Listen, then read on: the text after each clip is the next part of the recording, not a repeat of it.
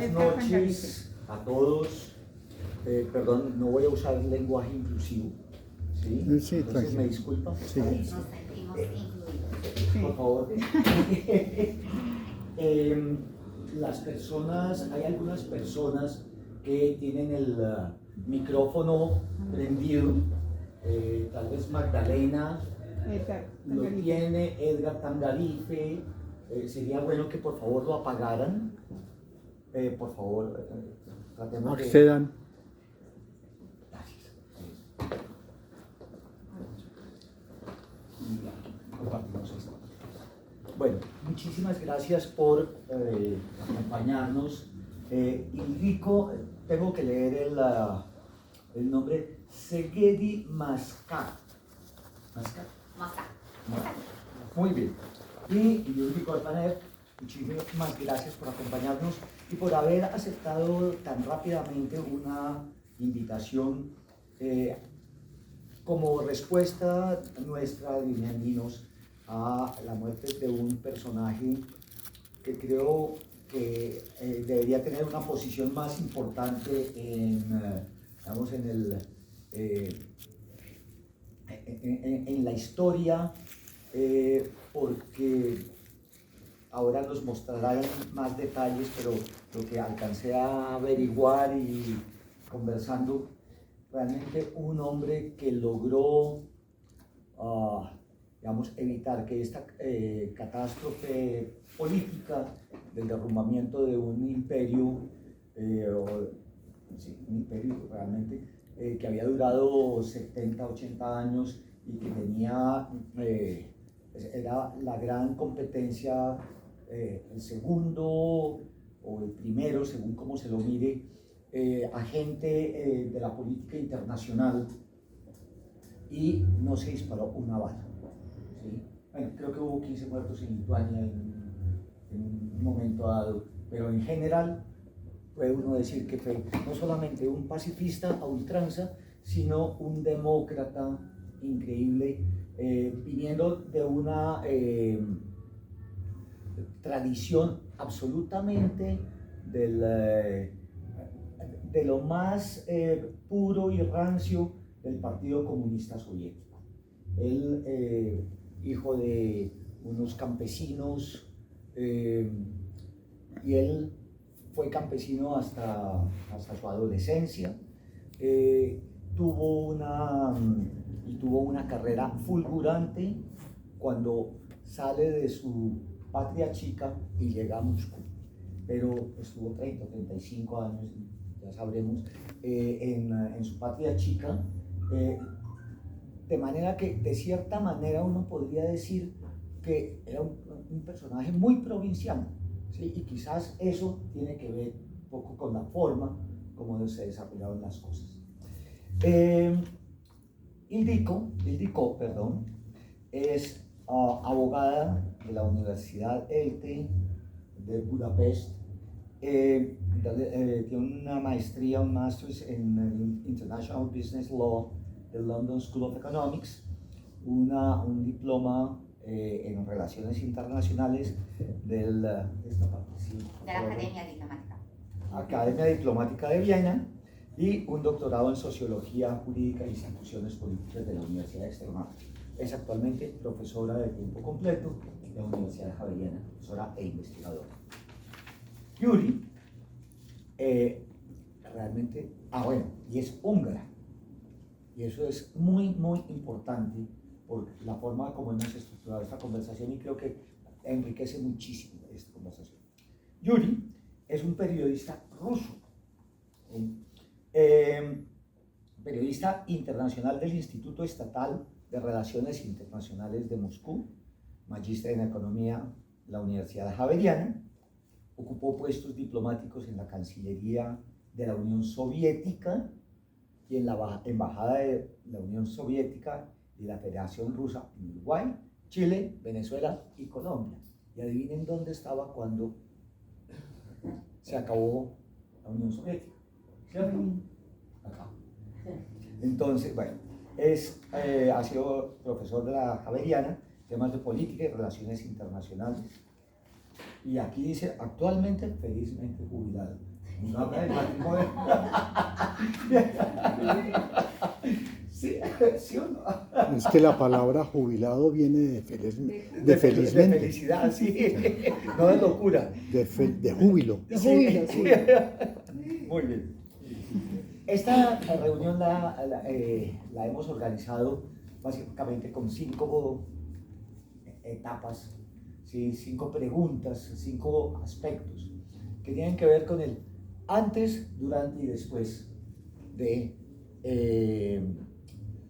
de la crisis soviética.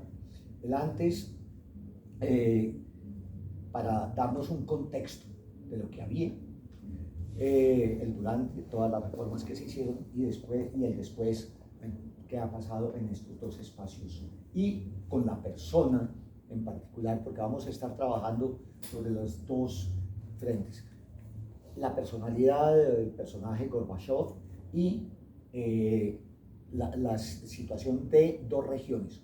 Una, la Unión Soviética o Rusia, por un lado, Yuri, y por el otro, Hungría, como ejemplo de un país, uno puede decir satélite o aliado, según cómo se lo mire, pero que da una experiencia, da un sabor, no solamente de la Unión Soviética, sino de lo que estaba pasando dentro del espacio de influencia directo de la Unión Soviética.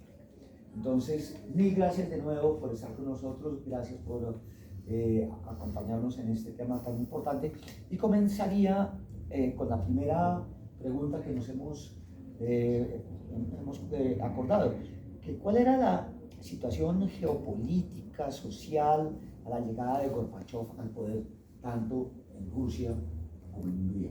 Y quizás por cuestión de galantería, le damos la primera voz a Ildiko.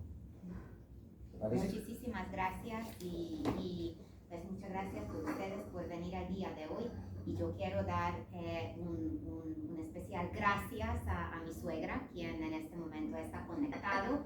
Es a Colmenares, yo creo que muchos de ustedes la conocen y la quieren. Y pues hoy no pudo venir, pero yo estoy con mucha esperanza que en las siguientes reuniones ya otra vez estará acá con ustedes. Entonces, Elsa, muchas gracias por todo. Y perdóname, le agradecemos porque ella fue realmente la gestora de esta reunión. Y bueno, entonces esta primera pregunta, 1985 es cuando pues Gorbachov llega a digamos, al liderazgo de la Unión Soviética. Y en 1985 yo tengo 10 años, entonces ahí como para poner de vivencias. Cuando yo pregunto a mis padres que en 1985 nosotros pudimos pensar que Hungría entonces va a ser otra, para nosotros, eso fue, va a ser otra vez libre, va a deshacerse del comunismo. Entonces, si en 1985 nosotros pudimos pensar que eso un día puede ocurrir, yo diría que no. Nosotros en 1985 no pensamos que eso fue posible. En el caso de Hungría, siempre dicen que fue diferente en el bloque soviético, porque después de la revolución de 1956 se instauró un gobierno comunista, pero con una idea de que hay que hacer unos cambios, más que algo, cambios económicos. Yo pensaría que en Hungría el perestroika en alguna forma empezó un poco antes, en el sentido de que la economía como de planeación central se acabó o empezó a tener unos ejemplos, digamos, de grandes empresas que ya no estaban en estas. Eso empezó antes. Significa que cuando Gorbachov llega al poder, nosotros en Hungría ya tenemos en Entonces, restaurantes, por ejemplo, lo que fue de algún privado. Entonces, las grandes fábricas estaban ya trabajando muchísimo, exportando al occidente también. Entonces, hubo obviamente teníamos las células del Partido Comunista dentro de las grandes fábricas, absolutamente normal como en cualquier lado del bloque soviético, pero la parte económica del país, como que empezamos a tener estos pequeños boutiques para ropa, entonces ya no todo el mundo está en la ropa misma, lo que hace como la fábrica estatal, entonces empezamos a tener como que este tipo de cosas económicamente y justamente János Kádár, quien después de 1956 viene al poder, entonces él dice que mira, tenemos que mantener a la gente como medianamente feliz, que es lo que necesita para su felicidad, entonces que tenga su finquita, entonces que pues tenga siempre que comer, nos encanta comer y beber ni hablar, entonces intentemos a manejarlos, entonces, siempre en el bloque soviético dijeron que no, pero estos húngaros como que viven bien, ellos son como de los felices, del barak feliz, como que digamos de este bloque. Todo incluido que nosotros económicamente, pues yo no recuerdo que yo no tengo que comer, que yo tengo que buscar, que a ver, que hay pan o no hay pan. Desde hace que yo existo, entonces nosotros ya no teníamos que vivir eso, lo que en algunos países sí estaba bastante presente, pero eso no significa que la gente no quiso tener libertad. Pero después vamos a hablar de todos modos sobre que en Hungría, nosotros en toda nuestra historia, en 1990 tenemos las segundas elecciones libres en toda nuestra historia. Entonces, esos ya son otros temas lo que después vamos a tratar, pero yo diría que cuando llega Gorbachev, nosotros no pensamos que el sistema tan rápido puede cambiarse, pero que ya existió, digamos, un sanista, ya existió como que unos movimientos intelectuales, políticos, como que, pero todavía con muchísimo miedo. Y yo creo que este tema, yo creo que Yuri va a hablar sobre eso, qué significa cuando llega Gorbachev y empieza a bajar el miedo. Bellísimo. Adelante, Yuri. Bellísimo. Y después podrías empatar diciendo, contándonos, después de esto, cuál era el contexto, quién era Gorbachev. Bueno, ¿quién era Gorbachev? Usted No, lo pero contó después. de manera maravillosa. No más. El contexto en que llega él al poder es contexto de estancamiento económico y un estancamiento político. Cuando la sociedad pierde dinamismo, cuando los dirigentes están atornillados a sus sillas, nadie quiere ceder lugar a la nueva generación y económicamente el sistema de planificación central está agotado. Aquí, para ser justo con el sistema, hay que decir que no todos los 70 años estaba agotado, ya tenía mejores momentos.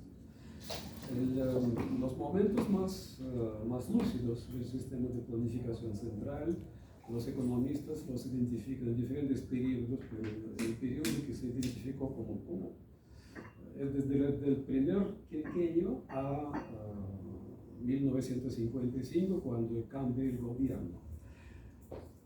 Esos 20 años, son un poco más de 20 años, pero hay que descontar guerra.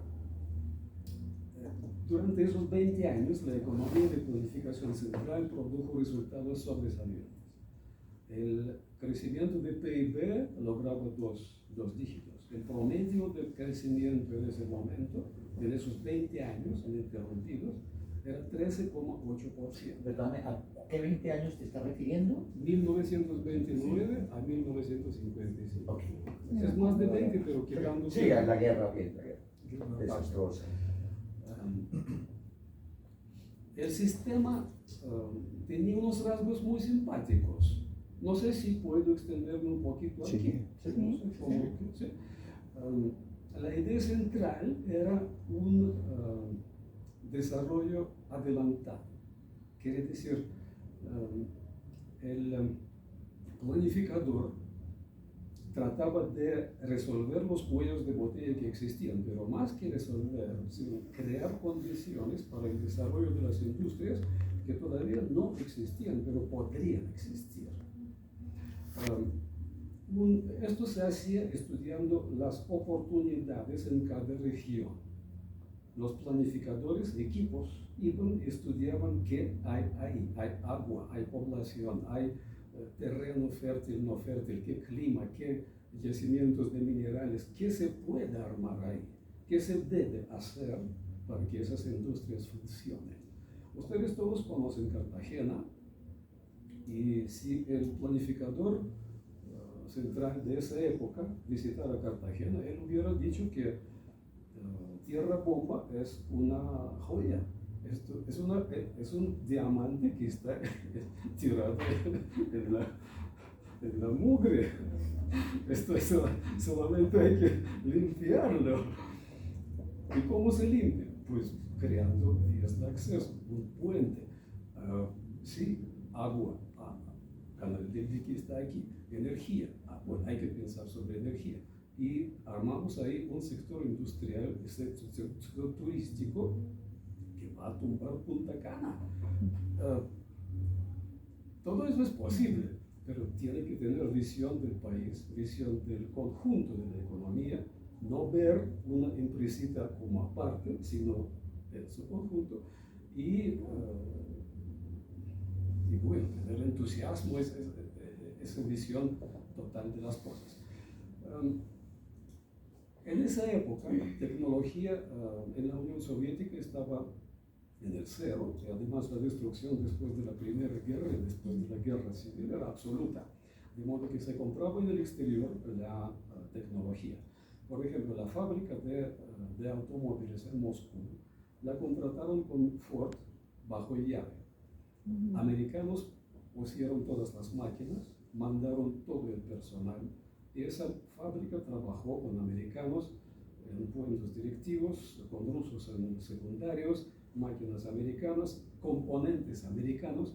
3 años ellos ensamblaban Ford, era con Ford. Después de 3 años, ya la madurez propia de los sectores que proveían componentes ya era suficiente. La fábrica se localizó a 100%, diseño se hizo propio, y los americanos felizmente regresaron a su casa. Es decir, es una visión del conjunto cuando no se resuelven asuntos chiquiticos, sino se ve lo grande. Luego, ¿cómo seguir el tema? Paralelo a esa construcción y compra de tecnologías, de licencias y de todo, el gobierno invierte en educación, en la ciencia, para poder sustituir el personal extranjero por los indígenas.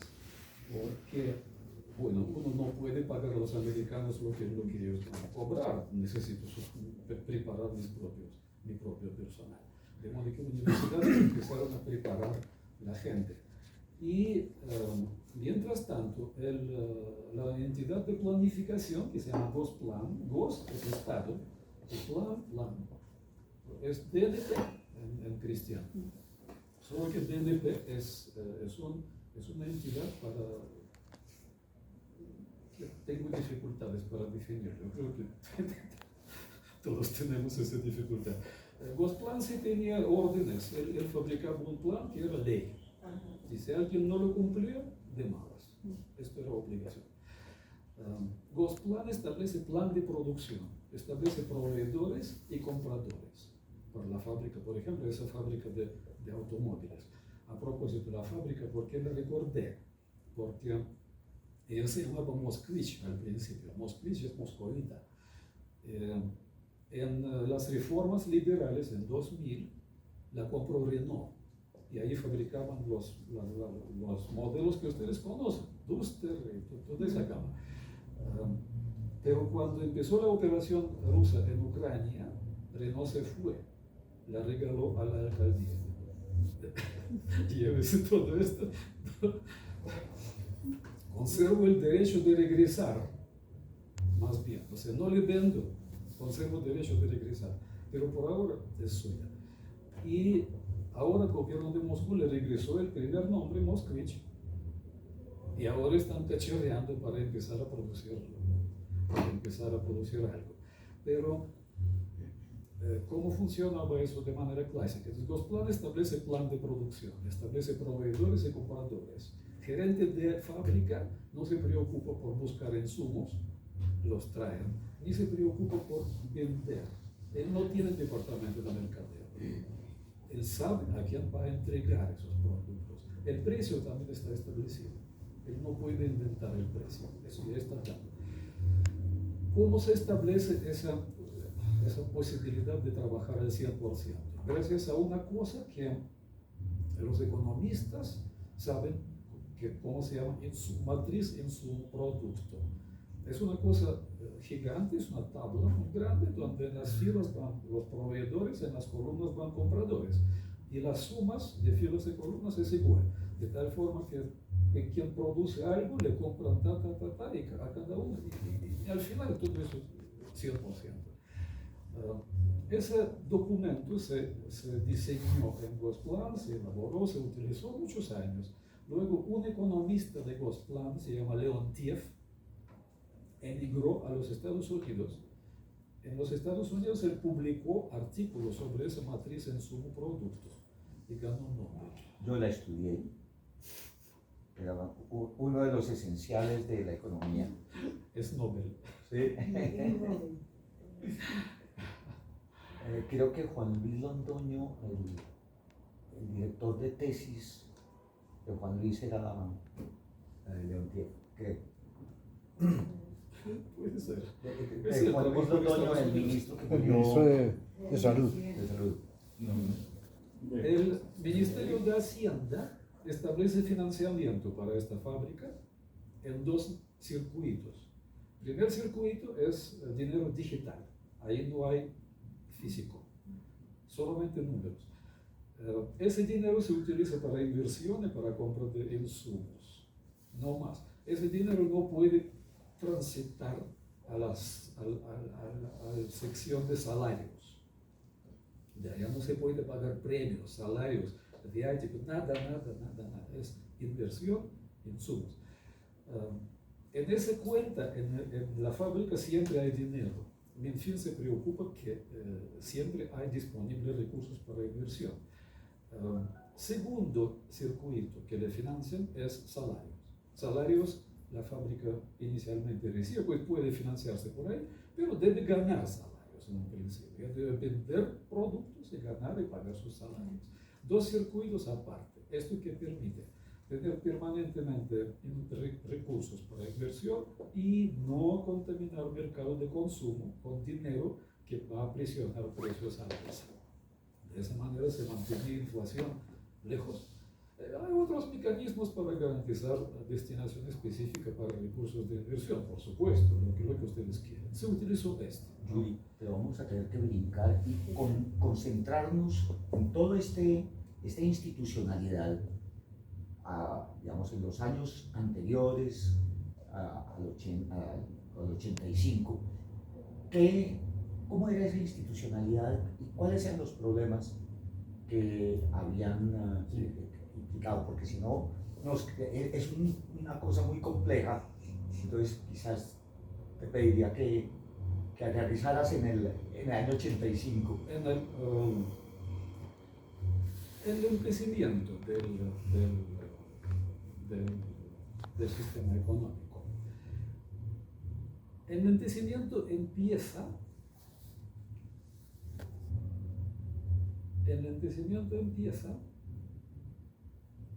ya después del cambio del gobierno, inmediatamente después. En 55, en 56, ya el ritmo de crecimiento del PIB ya no es de 2 dígitos, empieza a bajar. Y en 85, 86 es igual a 0. La economía no crece. Pero, perdón, tú estás hablando del periodo hasta cuando muere Stalin. Desde Desde que muere Stalin. desde que muere Stalin, que viene Khrushchev, ¿quiénes vienen ahí? Después de Stalin, ¿quiénes vienen ahí?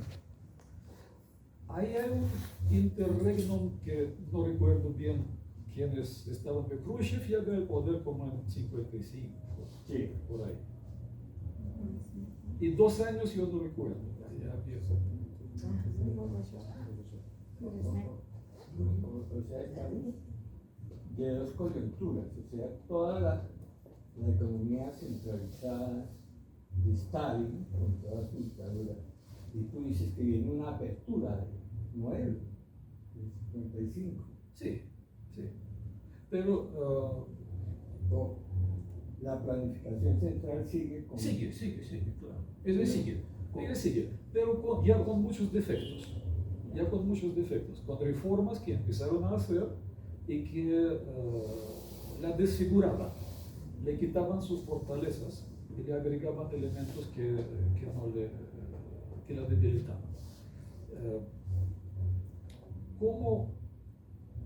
¿Cómo era en qué se basaba la fortaleza de la planificación central?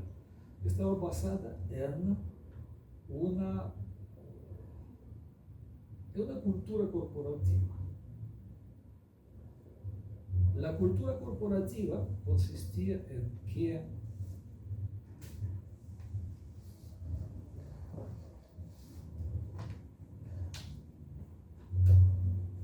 Schumpeter, cuando observaba la economía planificada, le provocó curiosidad e interés. Él vio mucho futuro, mucha importancia en la economía planificada. En el libro Capitalismo, Socialismo y Democracia, él describe esas impresiones suyas. Él compara el capitalismo de competencia libre con capitalismo monopolístico y dice que monopolístico es superior al de competencia libre. Luego compara capitalismo de monopolístico con socialismo, con el sistema planificado. Y dice que el sistema planificado es tan superior al capitalismo monopolístico como el capitalismo monopolístico es superior al capitalismo de competencia perfecta. ¿En qué él veía la fuerza o más bien, cuál era la condición de la fuerza de la economía planificada? En la burocracia honesta, dice Schumpeter. Burocracia honesta. Y yo agregaría más que democracia honesta, burocracia dedicada, burocracia consagrada a su tema. Y además, burocracia que no busca un lugar privilegiado para sí ni para su familia, sino que profesa la idea de igualdad.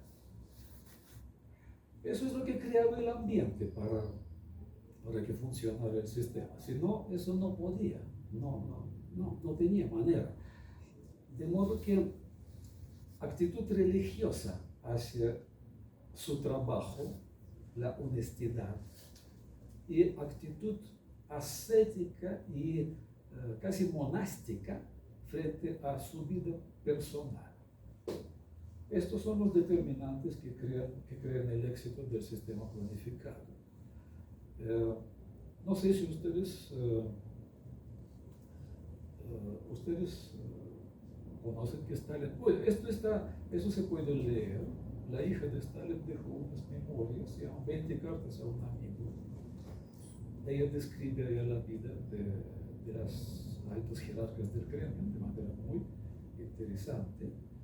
Y seguramente ustedes saben que Stalin tenía más hijos, él tenía 2 hijos.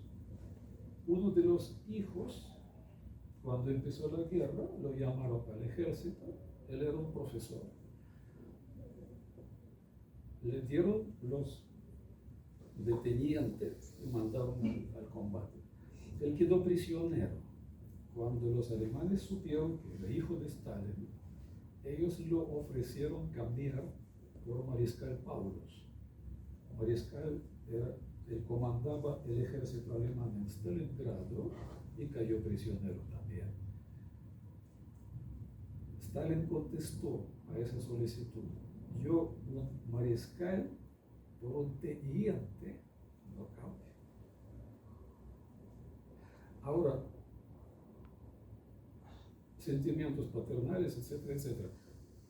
Pero la lealtad a sus valores Primaba. por delante.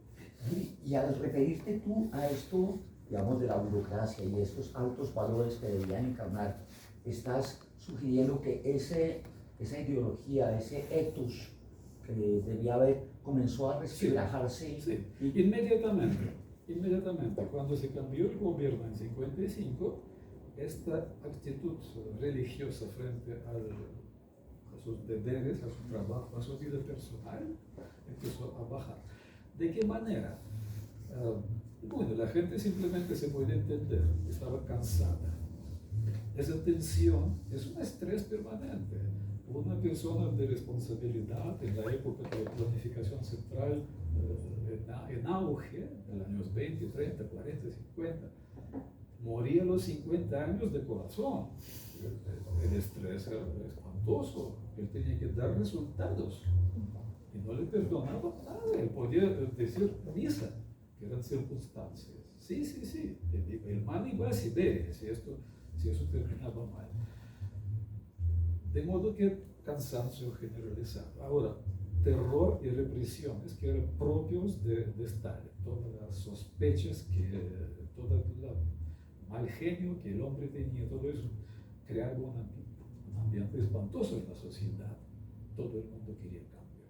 De modo que Khrushchev personifica ese cambio y dice no más terror. Pero cuando uno quita el terror, uno quita una de las patas al sistema de planificación central. Eso empieza a bajar y hay una sucesión de reformas que estaban dirigidas más que todo a la autonomía, dar mayor autonomía y entregar mayor rol al mercado en la actividad económica. En la planificación central clásica, el mercado no jugaba casi ningún rol. En productos de consumo, sí, cuando yo iba a la tienda, sí, era el mercado.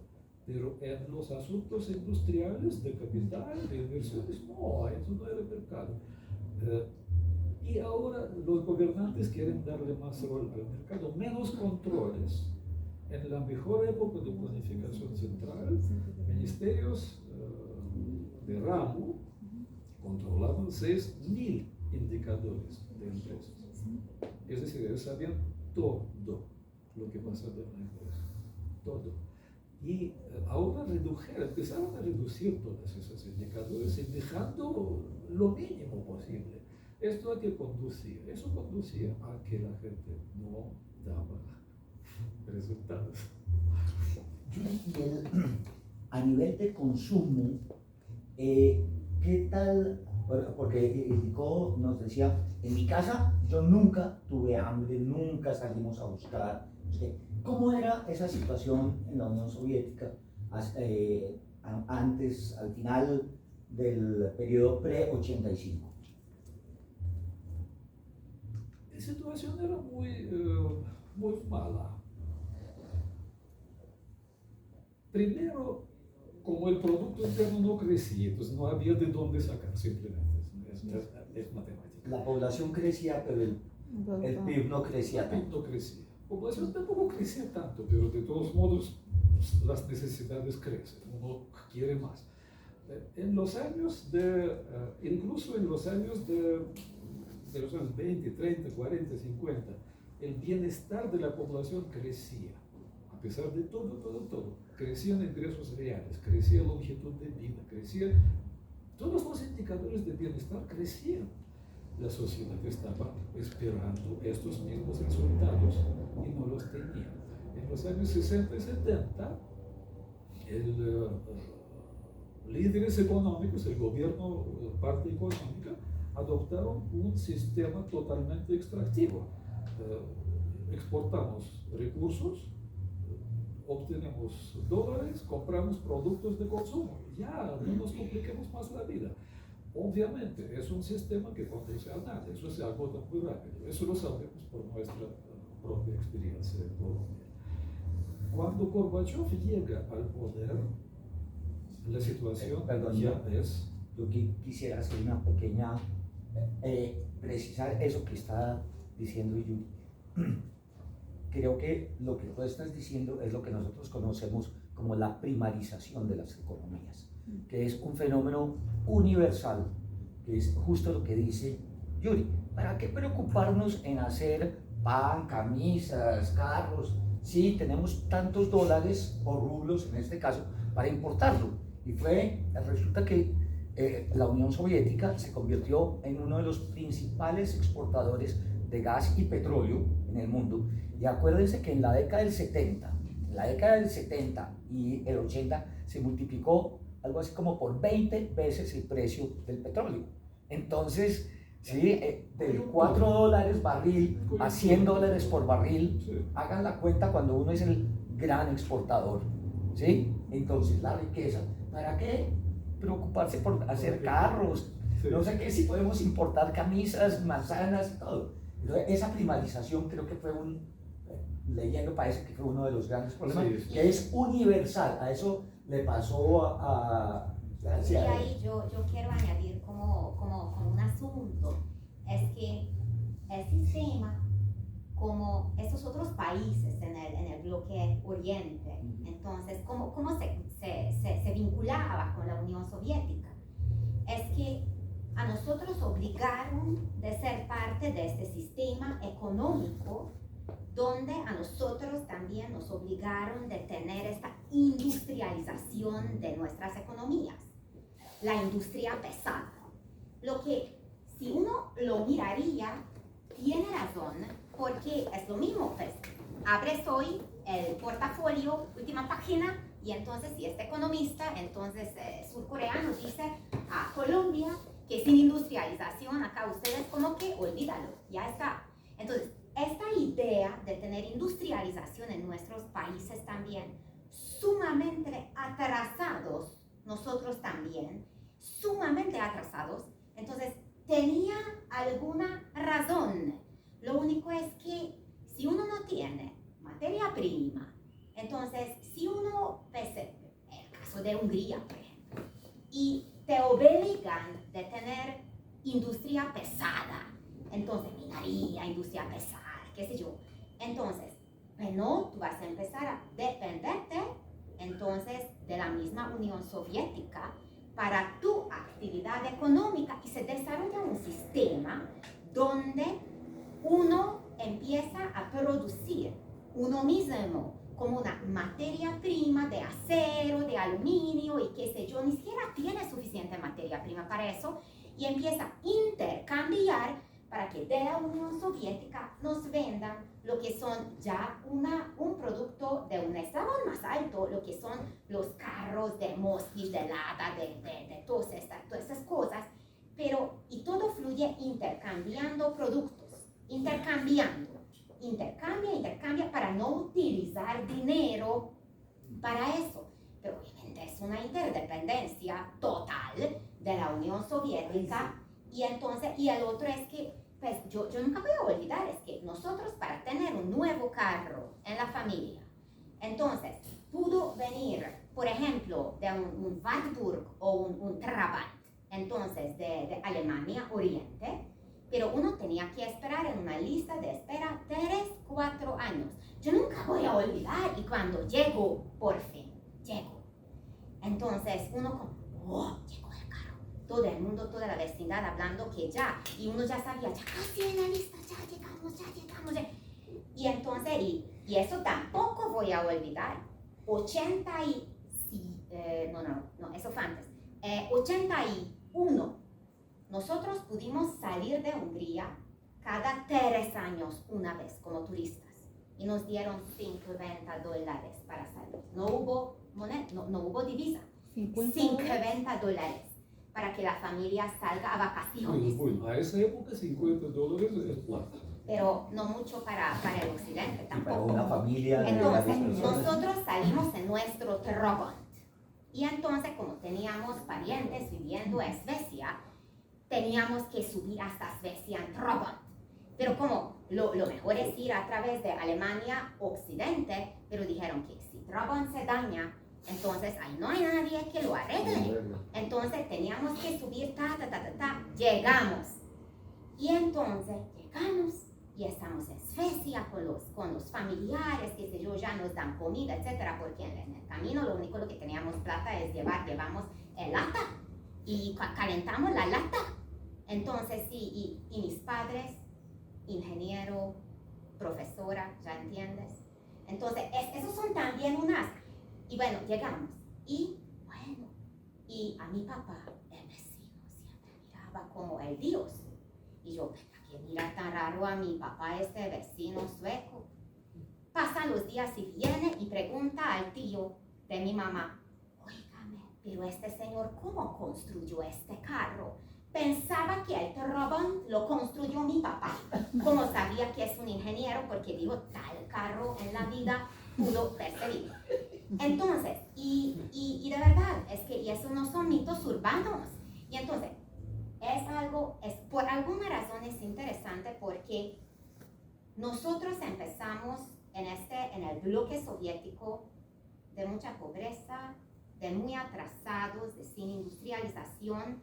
Avanzamos mucho, pero el occidente avanzó mucho más, porque empezó de algo mucho más alto y avanzó mucho más. Entonces, esta brecha, lo que nosotros sentimos, lo que hay entre el occidente y nosotros fue terrible. Y cuando uno deseaba la libertad y la democracia, también uno deseaba eso, ya que uno viva mejor. Yo creo que es un punto muy importante también para ir viendo, y yo creo que es también un punto, cuando yo pienso hoy en día mirando Xi Jinping y esta dictadura de horripilación, lo que está montando en la China.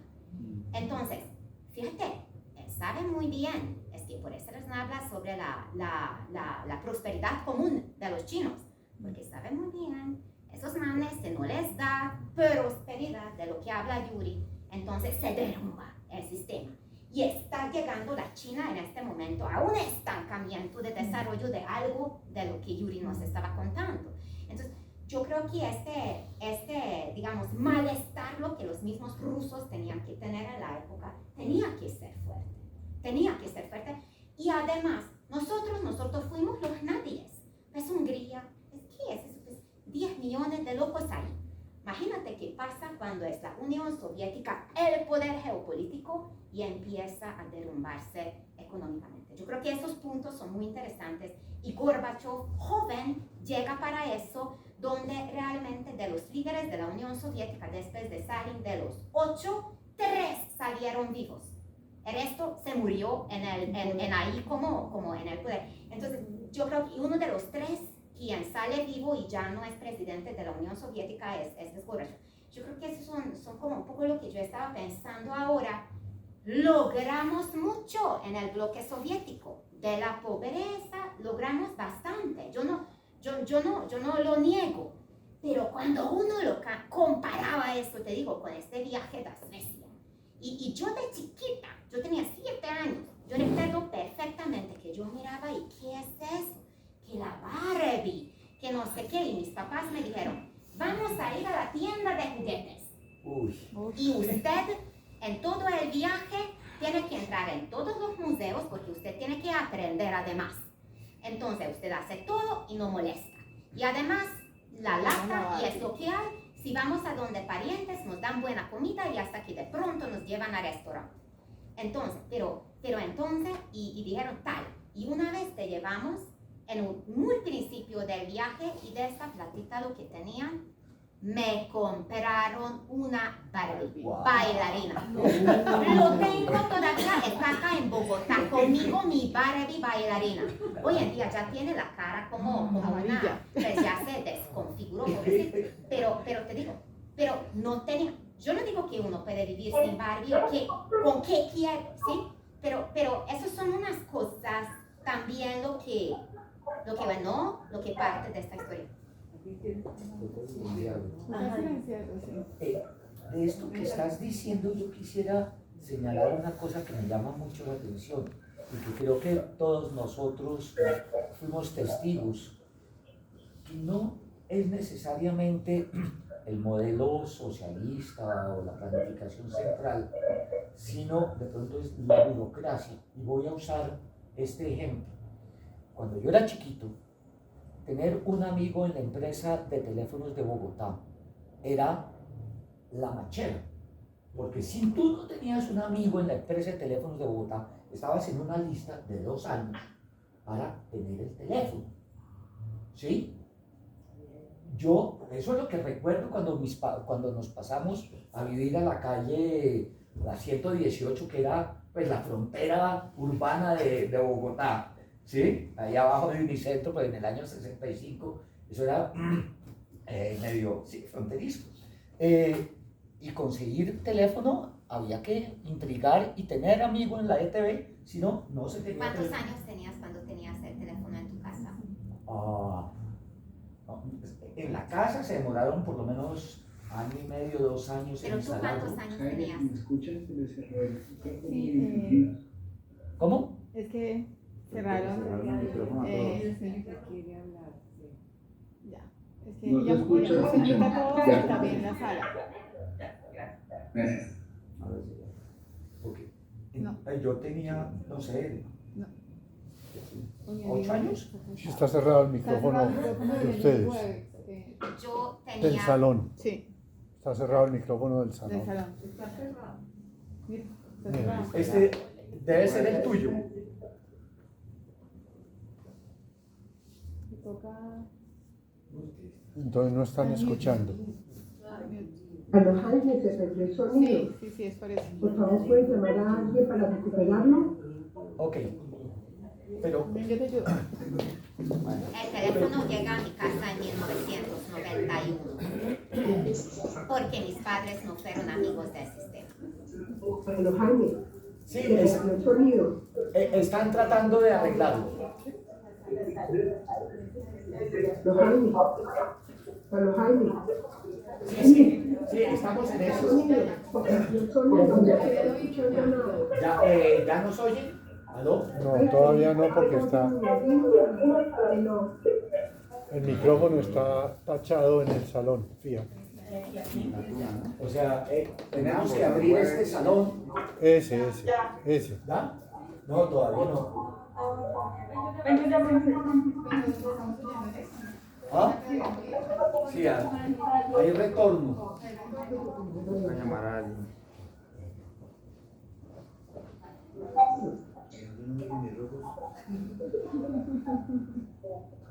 Sí, ese problema, digamos, de las listas, creo que tiene que ver con 2 cosas. La burocracia, por un lado, y esos monopolios, porque A los Jaime no se escucha casi nada. no, estamos tratando de resolver, pero ya viene el gurú, acaba de llegar Dios. Es Le que rogaría a las personas que cierren los videos, que cierren las cámaras. No, el problema no es de cámaras. Que cierren los micrófonos y cierren los Yo videos. le creo que sale ahí. ¿Cómo se puede Desactivar hacer? mi silencio. Si se activa el silencio en la pantalla. ¿Eso cómo se puede? Es en la pantalla. ¿Ya? Ya.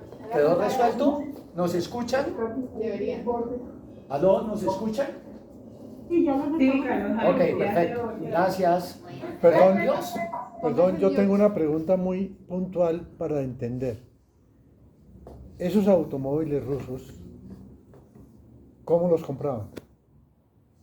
¿Cómo una familia compraba un automóvil? A ver, no, pero si uno sabía que hay que esperar 4 años. Pero tenía que pagar. ¿Con qué Entonces, ¿Con qué sí pagaban? tenían que pagarlo, ¿Allá primero? claro. ¿Pero cómo tenían que funcionaba pagarlo. ese? Pues mis padres tenían sus salarios, obviamente, Ah. y de eso tenían que ahorrar la plata para entonces comprar. Y como consideraron a ellos ricos en la época, eso son también cosas interesantes porque fue profesora, no fueron enemigos enemigos del sistema por el origen de la nobleza de mi papá, pero de todos modos necesitaban ingenieros. Entonces fue ingeniero, mi mamá profesora, pero eso ya socialmente consideraba que tiene un buen salario, significa tiene que comprar, aunque bastante barato la casa, porque al resto le dieron, si fue amigo del sistema comunista, le dieron gratis la casa. Lo que quitaron a mi familia en la época de 50 le dieron a los comunistas, eso sí. Pero ya más adelante, entonces al menos nos dejaron vivos y en caso de mis papás, como tiene diploma, entonces ya como que tiene salario, entonces tenía que comprar su apartamento y comprar su auto, obviamente. Por esta razón, pues mi madre tenía 3 trabajos, entonces para más o menos como que tener la plata funcionaba. Lo único es que hubo en general en la economía bastante poquita plata y hubo algunos quienes fueron los cercanos al Partido Comunista, a ellos, que gratis vacaciones, entonces toma el apartamento de 100 metros, hasta 100 metros, tómalo, vívalo feliz, lo que quitaron a los otros, ¿verdad? Entonces, pero eso fue en los 50, que quitan todo, pero de ahí van redistribuyendo entonces a los amigos del sistema. Y los otros, entonces, ahí en este sistema, tú viviste bien, si fuiste súper amigo del sistema o fuiste muy, muy pobre, porque ahí también ayudaron y honestamente pudo estudiar a cierto nivel, entonces tenía cierto sistema de salud y etcétera. Requete pobre, estaba como medianamente bien, súper amigo del sistema, estaba muy bien y el resto estaba mirando a ver qué. Igual sucedía en la Unión Soviética. Yuri, ¿cómo describirías ese panorama? Bueno, enemigos del sistema ya no había. Porque Sí, Stalin se había encargado de... después de Stalin se 70 encargó. años, ya esto estaba. Pero sí, el ambiente en general era muy austero. Pero lo grave no es esto, lo grave es que no había perspectiva.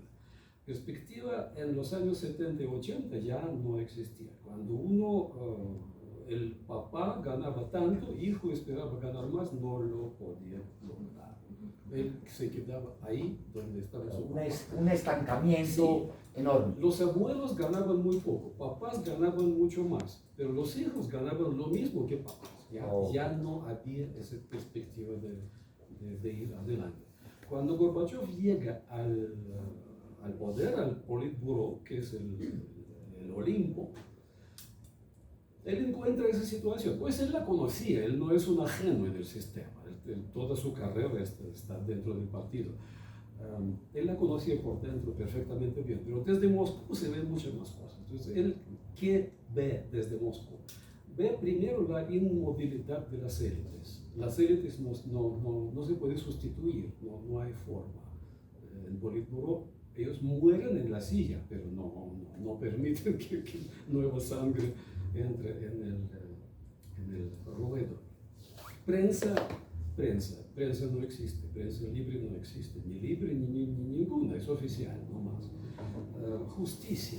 Justicia es manejada por teléfono, justicia no tiene ninguna independencia ni libertad de nada. Y cantidad de problemas en las relaciones interétnicas entre las regiones y el centro. Unión Soviética, a diferencia de Hungría, no es un país uniétnico, sino es multiétnico, hay más 100 idiomas ahí.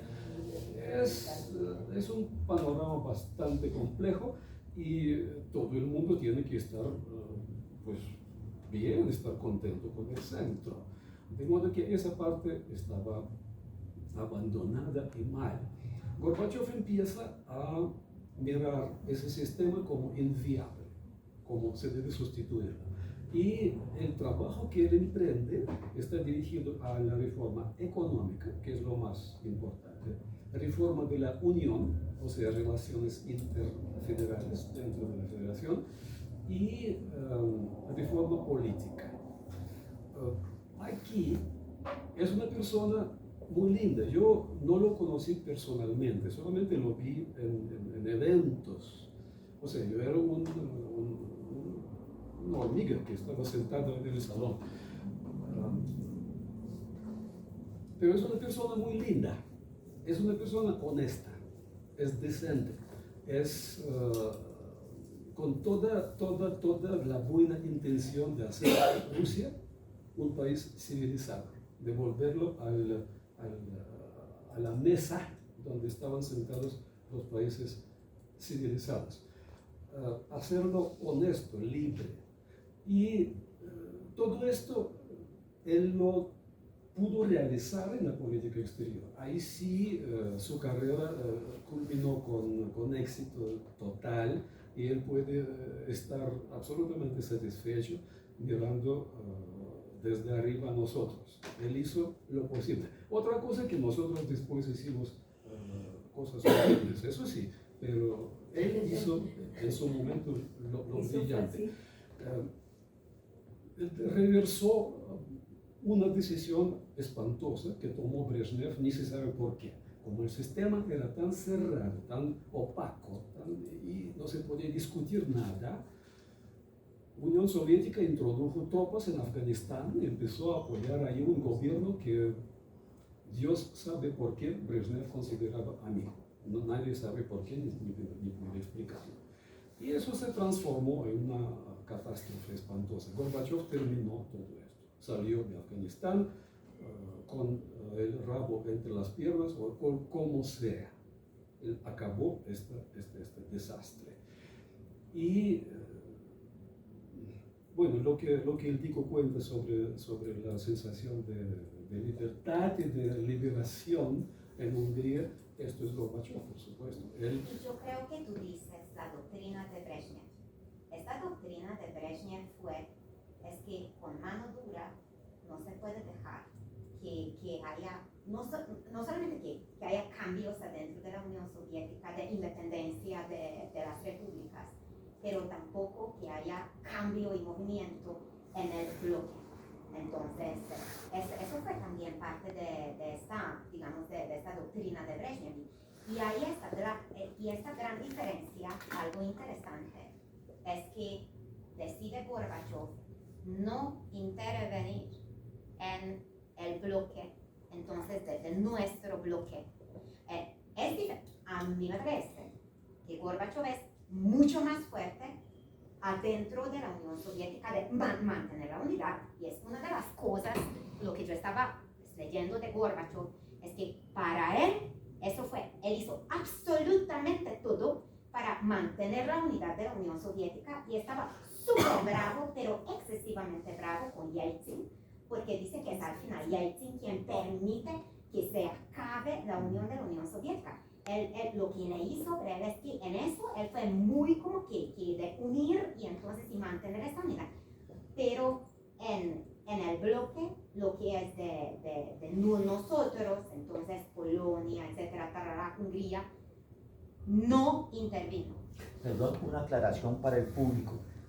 Yeltsin era no sé cómo se dice, pero era el gobernante de Rusia, ¿sí? Y cuando él dice, no, es que Rusia independiente, o sea, porque Rusia era el 80% del país, o en términos de... No, 50. bueno, son el 50, pero en términos económicos el 70 o más. Bueno, pero digamos, el poder geopolítico de Rusia dentro de la Unión Soviética era inmenso. Era un poco para decir por qué Yeltsin era tan clave en eso. Y el otro es que, y para nosotros, la decisión de Gorbachev sale de Afganistán, pero también sale de nuestros países. Porque yo les digo algo, yo cuando vengo acá, empiezo a vivir en la casa de mi suegra, y yo tengo de verdad el agradecimiento de alma por eso. ¿Dónde es esta casa? Entonces, cerca al batallón, acá de la Universidad Militar. Cuando yo soy grande, en 2001, y yo veo, cuando yo vi un tanque saliendo de ahí, para mí es como que un tanque salía con miedo del ejército, ¿Y por qué? Pues mira, nosotros sabíamos que los rusos, el ejército ruso está ahí, en la vecindad, ahí están metidos. Ellos nunca salían, no como los gringos. los gringos en Alemania estaban en todos lados, ¿verdad? Entonces los soviéticos, los rusos, no los dejaron salir de los batallones, solamente con un, ¿cómo se llama? Alguien quien es ya de rango, y los chiquitos soldados pudieron salir con alguien ya de rango. Ellos solitos no andaron como los gringos en Alemania, así libres, no. Pero sabíamos que están ahí.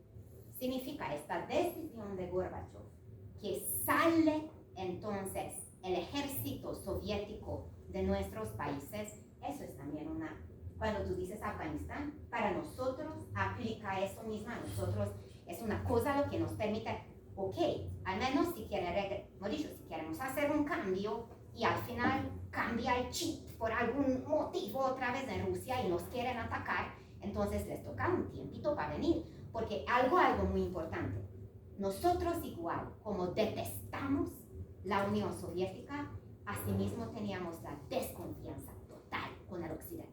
Yo creo eso es también muy importante.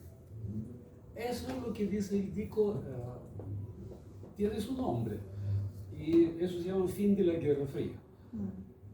Gorbachev, junto con los líderes americanos, puso fin a la Guerra Fría. Son acuerdos grandes que se hicieron en varias etapas, negociaciones muy serias. Bajo este rótulo de fin de la Guerra Fría, Rusia abandonó su zona de influencia en Europa Oriental. Antes de esto, antes de finalizar la Guerra Fría, antes de llegar a acuerdos con los americanos, esto era imposible, porque el mundo de postguerra que estaba diseñado en Yalta y en Potsdam establecía zonas de influencia. Cada uno estaba en su zona y podía hacer ahí lo que quería. Y otro no se metía allá. Esto era un acuerdo absolutamente férreo que se observó sagradamente. En 89 esto se acabó. De modo que el mundo se hizo diferente. Gracias a Gorbachev, por supuesto. Esto es indiscutible. Y yo quisiera destacar eso que acabas de decir. Eso, el fin de la Guerra Fría, con una consecuencia o una materialidad muy importante que se ha perdido, infortunadamente, que fue un detente, ¿no?, de la carrera armamentista nuclear. Eso fue súper importante. Los que vivimos o recordamos fines de los 50 y sobre todo principios de los 60, la amenaza nuclear en ese quinquenio, era una cosa espantosa. Yo me acuerdo a mis abuelos hablando, ¿no?, de la amenaza nuclear, sobre todo cuando pues hay bayacos chinos, hay toda esta la crisis cubana y vienen los misiles los misiles hacia Cuba.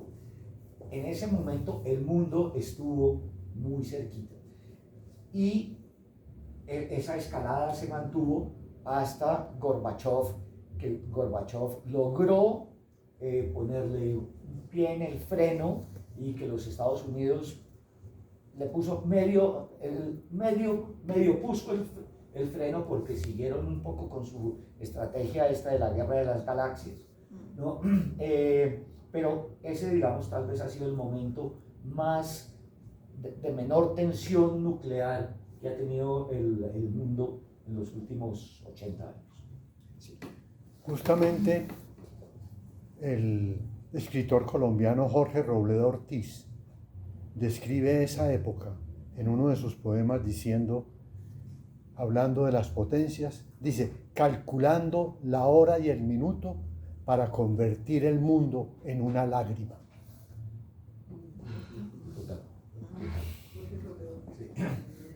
Gracias. Sí, adelante. Digamos, oyendo a Yuri, que digamos la visión de la Unión Soviética de pobreza, como tú anotas, que nunca salieron de la pobreza porque no hubo un desarrollo tecnológico importante. Definitivamente en Gorbachev tuvo toda esa visión de lo que pasaba de la antigua Unión Soviética, que realmente Rusia era una población agrícola ignorante y se falló en el modelo de industrialización, aunque tú dices que se iba por regiones y se definía qué tipo de industria podía haber, pero era una población completamente sin recursos de ningún tipo. O sea, para mí, realmente la revolución proletaria que hizo Stalin, apoyado en la gente que él decía que eran los obreros, realmente desconoció la mayoría de la población rural. Y ese proceso de industrialización fue demasiado lento porque precisamente no había una posibilidad de que todos estuvieran jalando hacia el mismo lado. Tú notas que la pobreza era evidente y la gente se contestaba con tener pues los alimentos, pero el proceso tecnológico nunca se llevó a cabo. Cuando tú hablas que la Ford duró 3 años, entiendo que fue como un acuerdo en que toda esa tecnología iba a quedar luego en manos del gobierno ruso, o simplemente fue una... Ya, hermano, ya solucionó, O hermano. simplemente como se hace en estos países, vienen las industrias multinacionales, no hay ellos- valor agregado de tecnología, simplemente se nos da.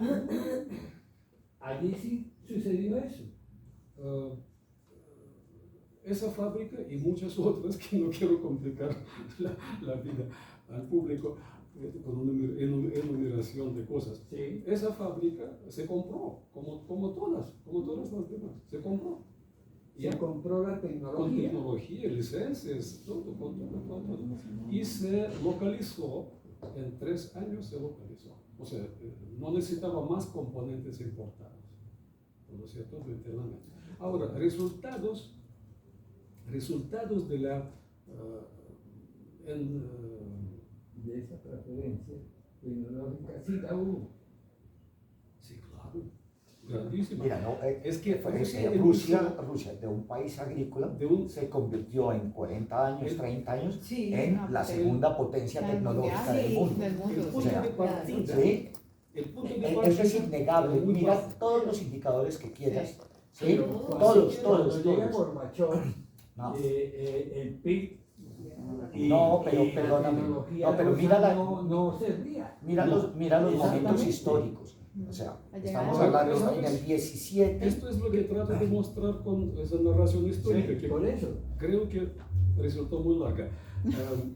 El éxito de la planificación central es 29-55. Después Menos la empieza guerra. a bajar. Y en 86 es 0 crecimiento. Pero si uno mira resultados que logró Unión Soviética gracias a ese sistema de planificación central, yo me permito leer unos numeritos, no mucho. Miren, bueno, primero, ritmo de crecimiento y 2 dígitos. En el mundo existen solamente 2 o 3 países que lograron crecimiento de 2 dígitos durante 20 años. Es China, ahora ya no tiene 2 dígitos. Es muy alta, pero no tiene 2. Taiwán y Corea del Sur. Nadie más. Nadie Y la más. Unión Soviética en esa Y la época. Unión Soviética, que lo hizo antes que todos los mencionados. Ahora, resultados de esa economía. Digamos, Rusia construyó... Rusia comenzó siendo un país excesivamente pobre, agrícola y muy pobre. Había los zares y toda la aristocracia, por supuesto, muy ricos, pero esa era una élite mínima. Pero la mayoría era un país agrario que en 40 años lo sacaron de la pobreza, o sea, la misma revolución, el mismo milagro chino de ahora se hizo. Bueno, mira, si no quieres creer, está bien, pero mira las Pero no, estadísticas. es que, Mira las China es estadísticas. diferente No, no. de Rusia, porque No, pero no nos quedemos en eso. No, No nos quedemos en eso y avancemos. Sí, sí, Pues, pero eso es, este tema. es una controversia interesante. ¿Cómo? No, que es como un ejemplo de dos países que saltan. Sí, Sí, ejemplos que saltan. Dos cosas diferentes. Si me permite, yo le leo algunos indicadores para contestar su pregunta. Sí, Rusia hizo un salto muy grande en ciencia, tecnología, en industria y en nivel de vida. En Rusia del zar, por supuesto, no era un desierto en términos de ciencia. Nosotros dimos al mundo nada menos que a Pavlov, a Mendeleev. Ustedes dicen la tabla periódica y punto. Tabla periódica de Mendeleev, por favor. No olviden. Eso no es bueno. Aplausos. No, matemáticos, etcétera, etcétera. A propósito, cuando ustedes hacen regresiones y utilizan el de mínimos cuadrados, el teorema es de Markov, Gauss-Markov. Mejor dicho, eso no era desierto, pero de Y manera la cultura, o sea, Tchaikovsky, Gogol, Tolstói, Dostoyevsky. Estamos hablando de la visión de Gorbachev de que había fracasado el No, modelo. pero llegó hubo un florecimiento. Mira, el primer país en poner un satélite en órbita. Sí. Yo sí, El primer vuelo tripulado a la me Luna. permiten decir algo, y cuando yo pienso sobre Rusia, hoy en día cuando yo veo Rusia, dijimos que no vamos a hablar sobre eso porque hablamos de Gorbachev, pero yo quiero decir en este punto algo. Los gringos son unos horribles y, a mi juicio, trataron mal a Gorbachev en la época. Yo creo que logramos detener este acuerdo sobre pues las armas atómicas. Eso es por Gorbachev y no por los gringos.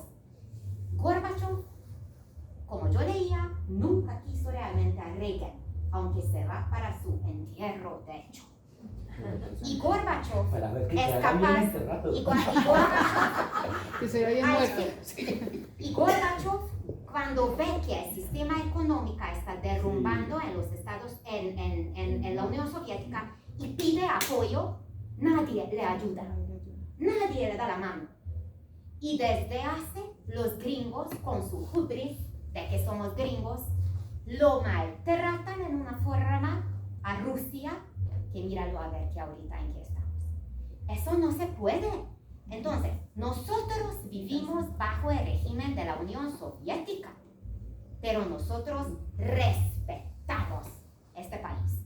Respetamos por su importancia, por su poder. No es que no por temerlo, pero lo respetamos. Y desconocer lo que los gringos hacen cuando se acaba la Guerra Fría. Y ellos dicen que ahora nosotros somos.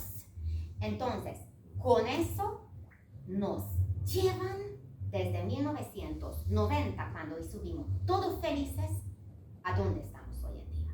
Y es por desconocer y para tratar así a la Unión Soviética y después a Rusia.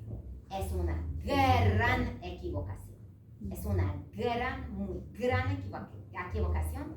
Y yo, quien lucho en mi vida por la democracia liberal, cuando yo veo hoy en día lo que Joe Biden está haciendo en frente de Rusia, Yuri no va a hablar sobre eso. Y no, eso no es el tema. No hablamos sobre eso. Pero lo que Joe Biden hoy en día hace con Rusia y esta posición lo que tiene con Rusia, está la guerra. Pero la forma como trata a Rusia, eso no es. Qué pena, eso no es. Es una gran tristeza, gran equivocación lo que nos puede llevar ahora sí para la Tercera Guerra Mundial. Es una gran equivocación y tienen que respetar. Y de verdad, es que puede ser que el Lada no es el carrito lo que llegó de Rusia, entonces no es un Ford, ¿verdad? No es un Ford. Pero mira, entonces tú no puedes tratar mal a nadie. no que tú, no, en general. No, diga que tú, no. Uno no puede tratar mal a un país. Y es un mal trato lo que reciben los rusos. Y eso no se puede. Eso no se puede. Eso no es la forma. Y yo creo que para mí eso también representa a Gorbachev después que deja el poder. Gorbachev se queda en su Rusia. Hubiera podido vivir en cualquier lado del mundo. Se queda en su Rusia y lucha por su Rusia.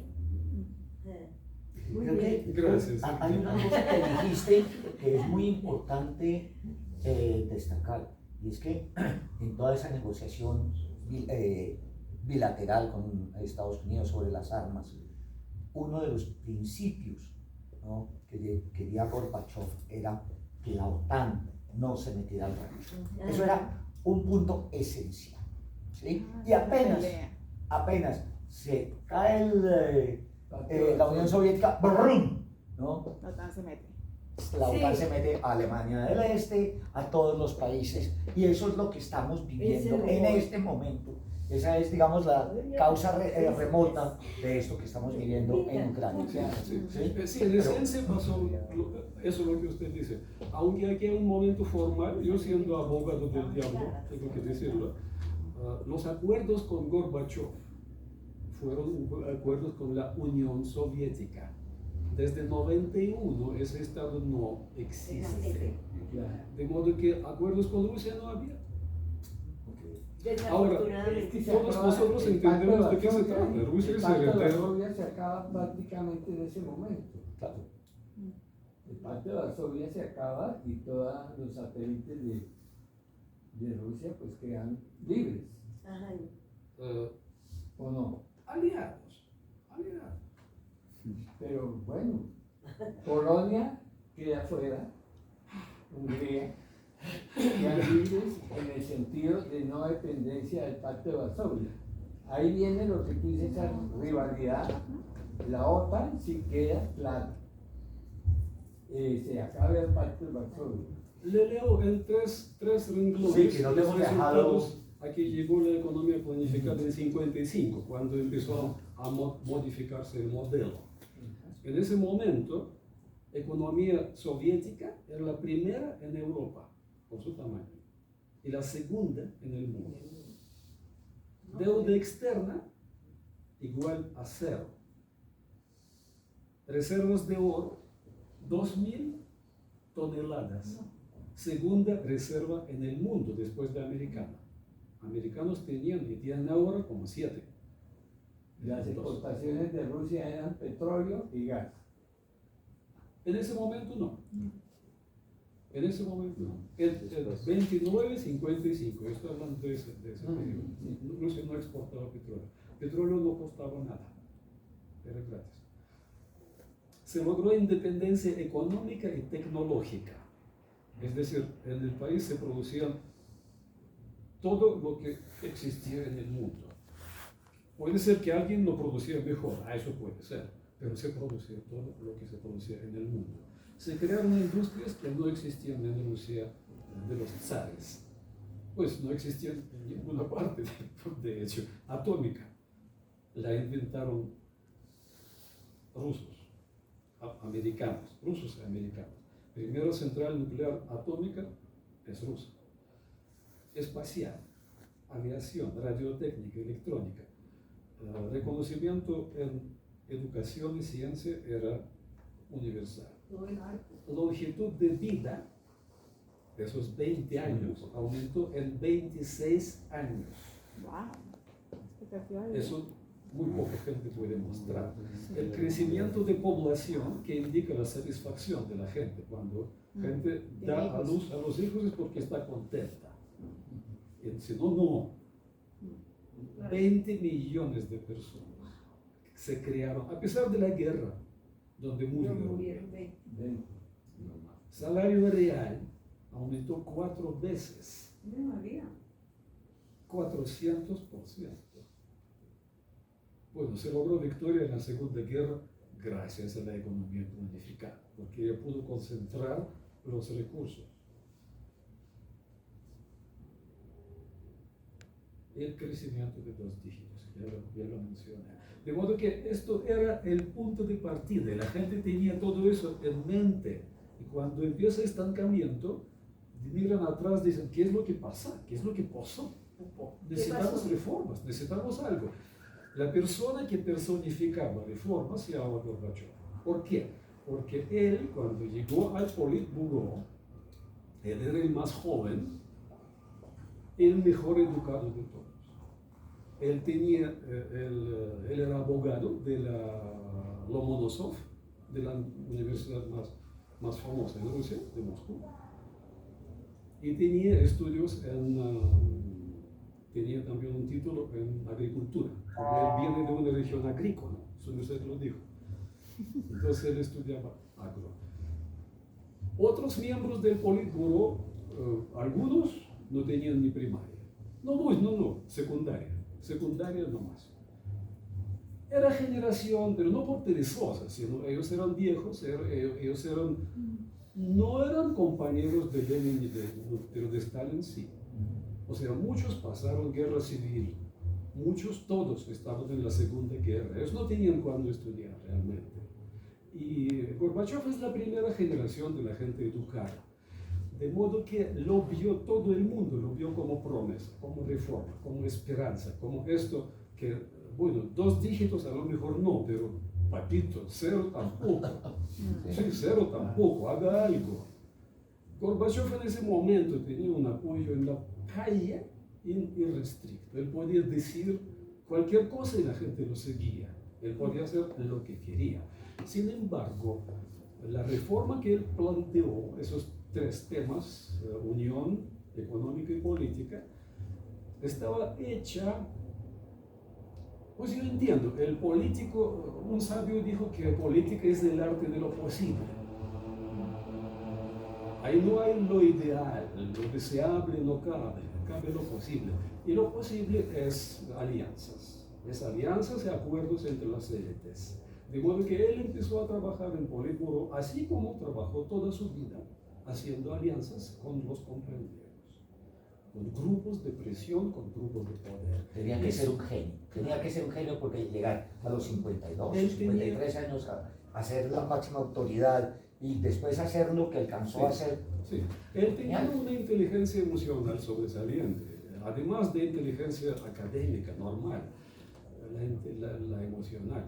Él era secretario, él era jefe de la región de Stavropol. Stavropol es en el sur, es piedemonte de Cáucaso.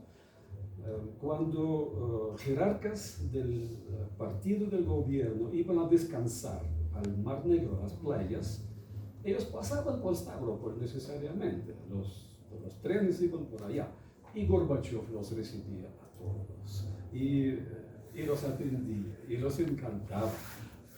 Brezhnev, que era el jefe máximo del secretario general, lo conoció hace mucho tiempo por esas cosas. Bueno, primero porque Gorbachev es un líder visible, él hacía cosas, propone ideas, pero además porque era una persona amable, querida, inteligente, que lo acogía cuando él, en sus viajes por el sur. Andropov, otro padrino político de Gorbachev, lo quería mucho, lo promovía. Gromyko, que es uno de los elefantes que trabajaban con Stalin, importantísimo el hombre, era ministro del exterior, era embajador soviético en Washington en la guerra, toda la guerra. Pues el man mantenía sobre sus hombros la alianza con americanos en la guerra. Mucha gente importantísima lo apoyaba. ¿Por qué lo apoyaba? Porque en él veían promesas de reforma. Todos entendían que era inevitable, necesario. Gorbachev llega con ese mandato de reforma. Por eso él trajo la libertad y todo lo demás, pero él no lo trajo porque quiso, sino esto era el mandato. Lo eligieron para esto.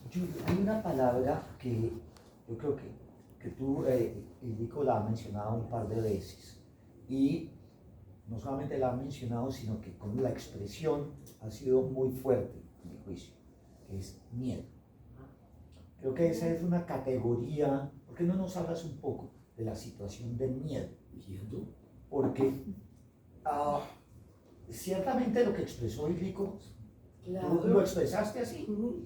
Y digamos, en la historia de la Unión Soviética, el estalinismo fue una época de un miedo espantoso, ¿no? Pues tanto que todo lo que es Khrushchev, ¿no? Busca regresar, deshacer esa imagen estalinista. Y eso, tú lo dijiste de otra manera, el que no cumplía las metas de la planificación central, A Siberia. ¿sí? De manera que el miedo era una categoría de poder muy fuerte, tanto externamente, dentro del círculo de el área de influencia, como internamente. ¿Qué tiene que ver esa categoría con toda esta situación política que recibe Gorbachev y cómo la maneja? Yo diría que el elemento de miedo ya fue desconectado durante Khrushchev.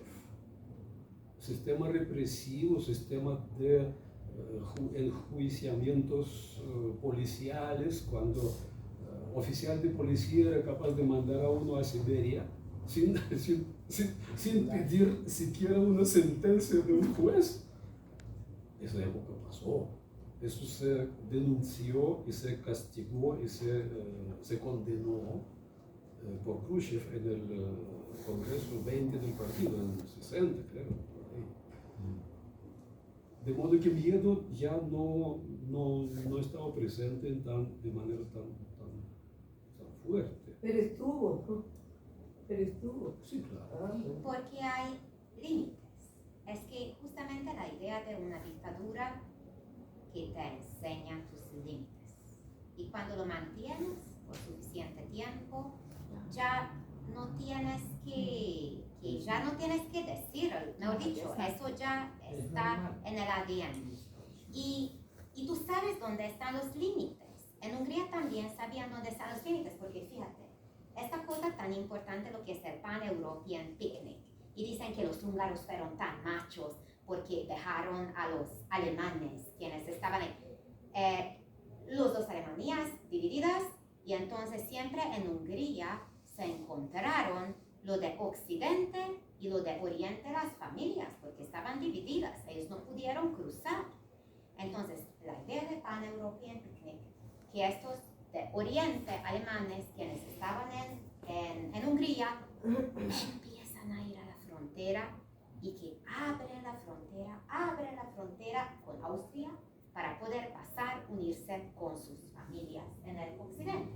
Y todo el mundo habla sobre este húngaro, Gyula Horn, que cómo abre, que qué sé yo, que ajá, y cómo abre la frontera, que cómo hace historia. Es que nosotros conocimos a alguien muy cercano a Gyula Horn. Gyula Horn dijo que todo eso pasaba, lo primero era levantar el teléfono y preguntar a Gorbachev, ¿qué dice sobre eso, Gorbachev? Tú no hiciste nada solito en la época. Entonces, eso es como que eso ya no es un miedo que me voy a Siberia o no me voy a Siberia, pero están los límites. Además, entonces, si tú quieres hacer este salto, entonces lo que tú dices es que quiero llegar entonces a una democracia de varios partidos, que la cosa, ajá.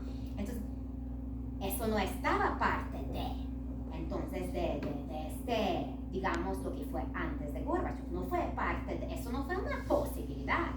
Si tú estabas como tranquilo, no molestaste, qué sé yo, tal, entonces en medio estabas como pasando y no tenías que tener como mayor miedo. Pero si uno empezó a decir que la libertad, y uno de chiquita, yo tenía la primera vez que yo hice como un discurso político por la libertad y por la democracia, yo tenía 13 años. Entonces, si mis papás, no, mejor dicho, la familia sobrevivió, no nos mataron en los 50 y esta idiota en que anda. Claro, porque ya uno Entonces quiso algo distinto. Y ahí como que eso uno tiene que reconocer. La pregunta es, bueno, y este distinto, entonces es lo que empezó a hacer. Y yo no sabía una cosa, oiga, yo leí en algún lugar, justamente hoy, que cuando Gorbachev se va a China, además las relaciones de Rusia-China, él como que recompone, de hecho.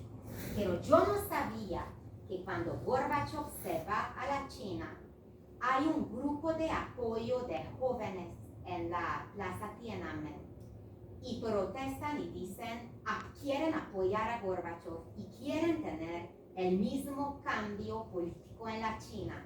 Y que supuestamente después viene que, bueno, se va Gorbachev, todo bajo control y después mandan los tanques y los matan. ¿Es de verdad que hubo este vínculo tan fuerte con la visita de Gorbachev en Beijing y lo que pasa en la Plaza Tiananmen? Yo leí eso y yo no sabía. No sé, yo no sabía. Pero Gorbachev, esta lo que significa de cambio político y que se puede generar una libertad política.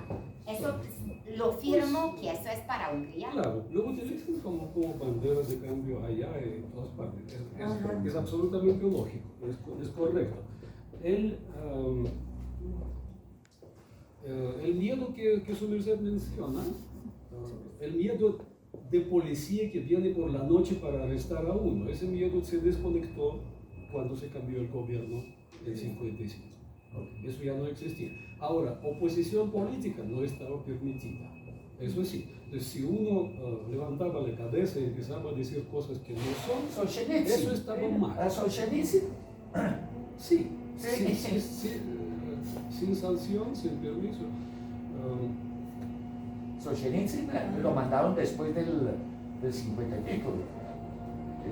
No recuerdo bien la fecha, pero es 60. Sí, perdón, la pregunta.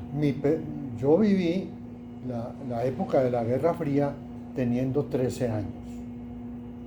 Y desde ese entonces y hasta ahora, yo percibo que el temor ha sido un elemento muy importante político en la Unión Soviética.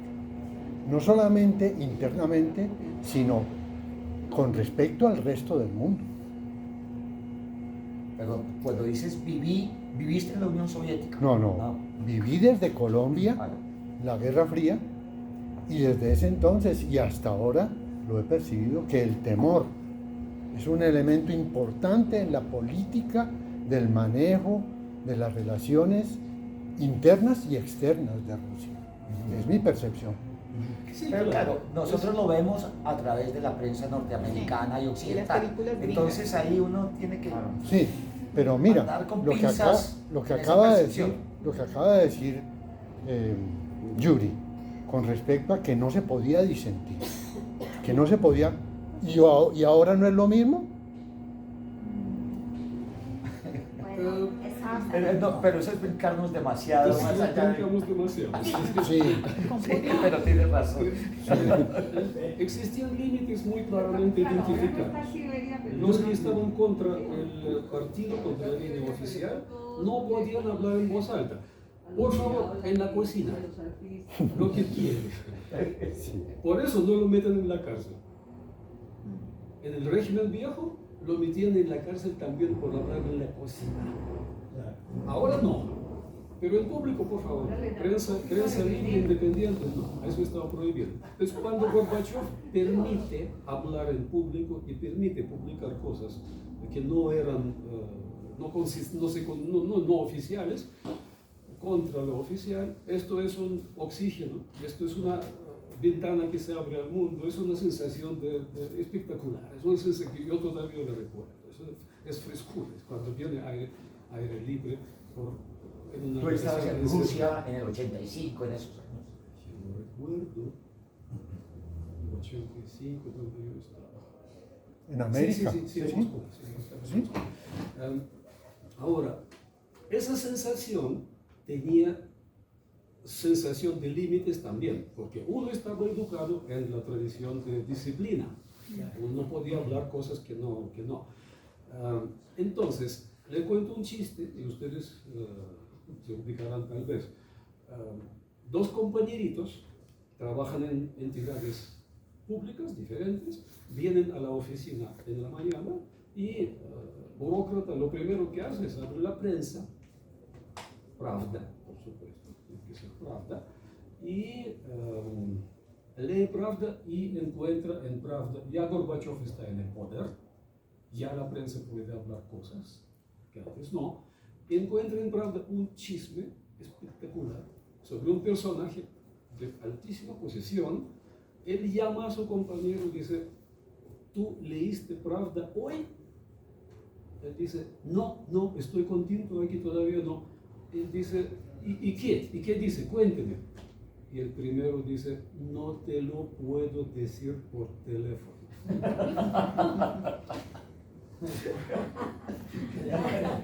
La prensa puede publicarlo porque tiene permiso. Pero yo no puedo. Pero yo no. Ujú. Si yo no Bien tengo válido. yo no sé. Yo no puedo. Yo no sé, si yo lo repito, ¿qué me va a pasar? Yo no sé. Esa sensación, los primeros años de Gorbachev, existía. Con Gorbachev llega BBC, ¿verdad? Con Gorbachev ya se puede escuchar BBC Ah, y de La Voz de América. Yo me imagino, nunca lo escuché, no me lo imagino. Pero me imagino que sí. ¿Qué quiere decir eso? Esa sensación de libertad, pues poco a poco nos apropiamos de ella. Y se hizo claro que se puede hablar y se puede participar en protestas, en movimientos oposición y partidos y no pasa nada. En 89 se hicieron primeras elecciones libres. Pero miren, por favor, cómo ese compromiso en que está inmerso Gorbachev, cómo se refleja. Él reserva para el Partido Comunista 100 escaños.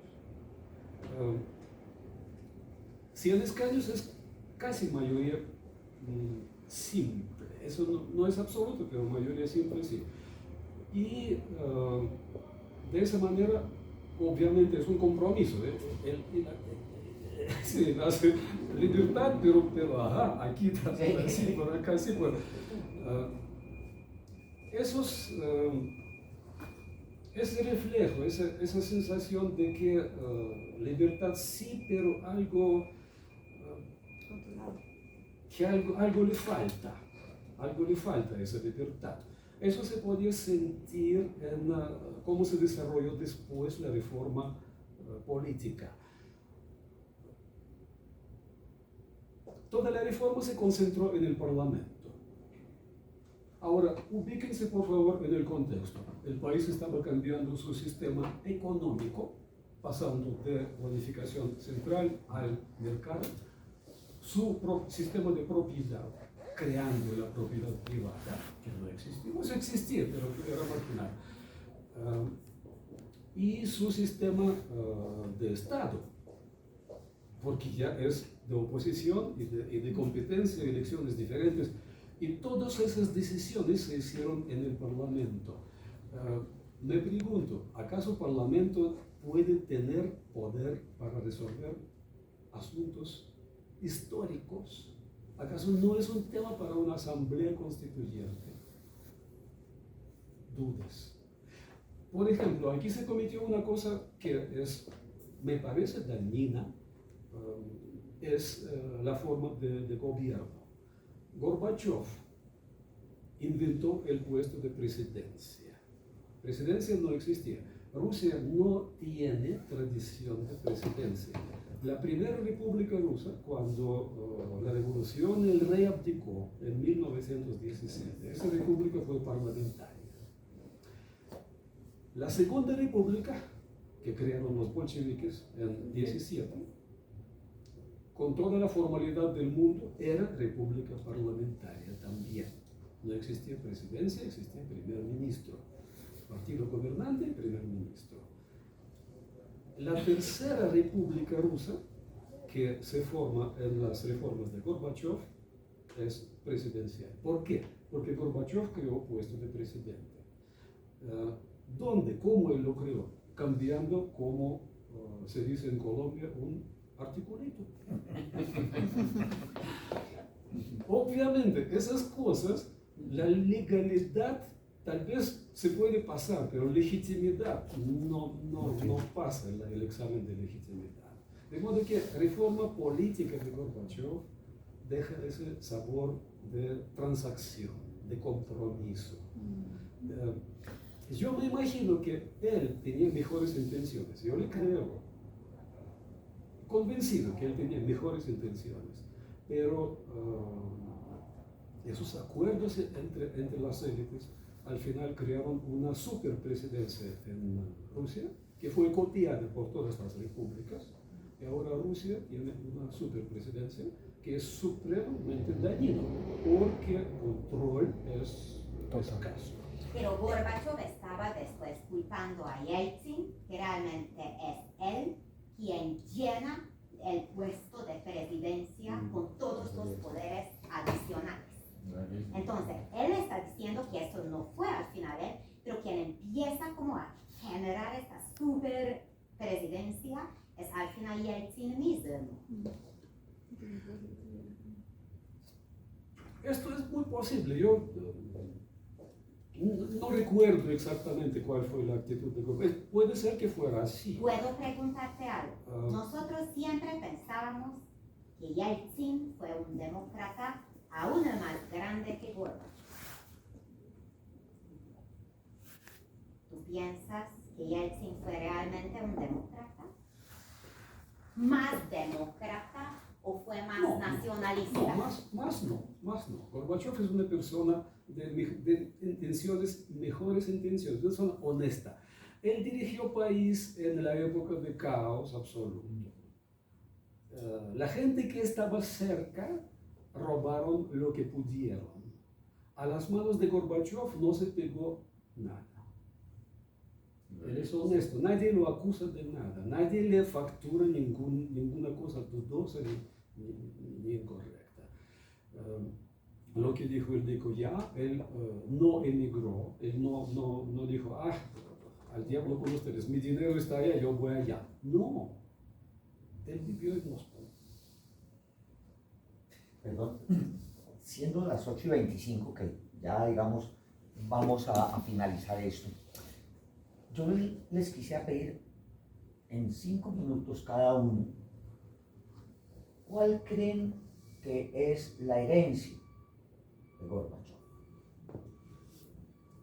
¿Sí? ¿Qué es lo que tenemos que destacar? ¿Qué es lo que tenemos que recordar? ¿Qué es lo que le tenemos que agradecer? O también perfectamente se puede decir que él, como el presidente marroquí en 1904, cuando se retiró, no dice, bueno, yo llegué con un país y aquí les devuelvo 2. No, perfectamente. Vendí Panamá. Él podría decir, yo llegué con un país y les devuelvo 18. Vendí ¿Sí? Panamá. Entonces, digamos, las herencias, hay buenas herencias y hay malas herencias. En 5 minutos cada uno, ¿cómo resumiría esa pregunta? En el momento cuando Gorbachev llega al poder, y yo creo que así empecé como la primera intervención, lo que hice, nosotros no pensábamos que el sistema puede cambiarse. Gorbachev lo que hace es que no interviene con la fuerza, no interviene con el ejército.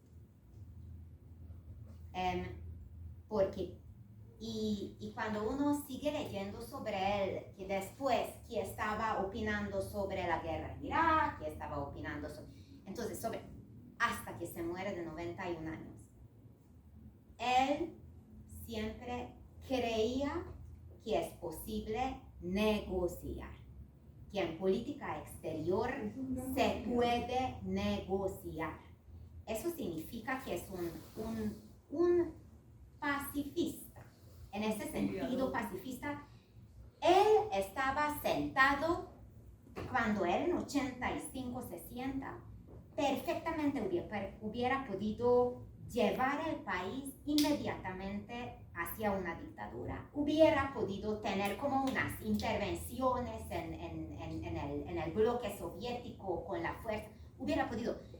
La Unión Soviética, a mi juicio, en este momento, económicamente y políticamente hubiera podido dar hacia este camino. Pero él no. Él decidió, él siempre estaba, y en ese sentido es su nobleza, que él estaba con esta idea de intentar a negociar, a hablar y hablar y hablar. Obviamente, cuando es el líder del poder geopolítico en el momento, muchos alrededor de él van a decir que eso no es así. Geopolítica es la cosa más horripilante que hay, diría mi hija. Y horripilación, ¿verdad? Eso ya desarrollé yo esta palabra. Es una cosa fea. Alguien quien es un líder geopolítico y cree en la posibilidad de la negociación, yo creo que eso hay bastante poco. Hay bastante poco. Y que durante todos estos años se queda con sus principios. Mira, es que quiso establecer un partido político socialdemócrata, la cosa más hermosa lo que uno puede pensar en este mundo. Bueno, yo pienso así, ¿verdad? Entonces yo creo firmemente en la socialdemocracia. Entonces, mira, y ¿por qué se puede? Porque, mira, es su grandeza. Es su grandeza. Y ojalá que habría más gente de esta naturaleza. De pronto hubiera podido ser más fuerte y no dejar el poder a Yeltsin. De pronto hubiera podido, pero como que hubiera podido de pronto evitar eso. Y después no llega un Putin, de pronto hubiera podido. Pero ¿qué? Hubiera que eso no ayuda. Ya, estuvo. Entonces, pero para mí es eso. Y uno tiene que aprender. Es una nobleza. Eso sí que eso se llama noble. Para mí. Gracias. Está perfecto el dico, felicitaciones. ¿No? Yo no podré expresarlo mejor. Es así. Es un ejemplo de decencia, de inteligencia aplicada a las relaciones internacionales. Es un ejemplo de visión del mundo histórico como parte del proceso histórico. Él ve fin de la Guerra Fría, cómo debe ser el mundo después de confrontación de dos superpotencias. El mundo tiene que ser distinto. ¿Cuál? Pues él propone esas ideas, unos lineamientos, cómo debe ser ese nuevo mundo. Particularmente es Europa, que tiene que extenderse del Atlántico al Pacífico. Todo esto debe ser un espacio común económico y de seguridad. Ahora todas esas ideas están en no sé dónde, lejos. Pero las ideas de él son fuertes, las ideas no se borran así de fácil. Y yo estoy seguro que al final llegaremos a eso. Europa sin Siberia no puede funcionar simplemente. Ahora nosotros vemos todos los sufrimientos que la industria europea sufre por cuenta de abandonar las fuentes de materia prima en Siberia. Es absolutamente natural, es su socio natural de cooperación, no se puede cortar esto. Eso es lo que dijo Gorbachev. Muchachos, esto es un continente, ese continente tiene que funcionar como una sola cosa. Y luego nos encargamos de desatender, de no escuchar, de insistir en tonterías y tenemos lo que tenemos. De modo que esto es lo que uno podría resumir. Claro que, repito, sus reformas eran compromisos. Él no actuaba según su fe, él actuaba según lo posible. Y la Unión Soviética se descompuso por por varias razones. Primero, por la situación económica que no se corregía, que se empeoraba. Segundo, porque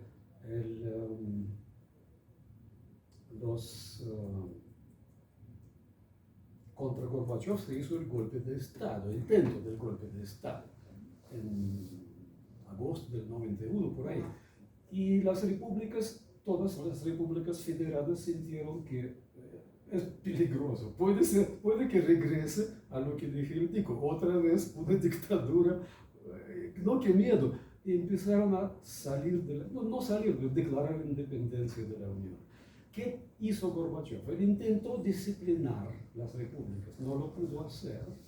Y cuando tres repúblicas eslavas, que eran como el eje de la Unión, Ucrania, Bielorrusia y Rusia, los líderes de ellos se unieron y decidieron que Unión ya no existe, eso es diciembre del 91, mucha gente le decía a Gorbachev, usted tiene que arrestar a esos tipos, porque ellos están violando la Constitución. La Constitución dice que salir de la Unión pues se puede, pero usted tiene que hacer referéndum primero, escuchar a la gente. Si la gente dice, te queremos salir, ahora sí, pero no así, nomás no. Gorbachev no, él no hizo ningún movimiento en ese sentido. Es decir, tampoco tenía mucha fuerza para hacerlo, y la decencia no le permitió. Él prefirió que las cosas caminen, pero él no iba a hacer cosas feas. Yo creo que aquí hay dos palabras que se han repetido, que son decencia y pacifista. ¿Sí? Y esa decencia, inclusive podría uno decir, retrotraerla a su base ideológica e histórica.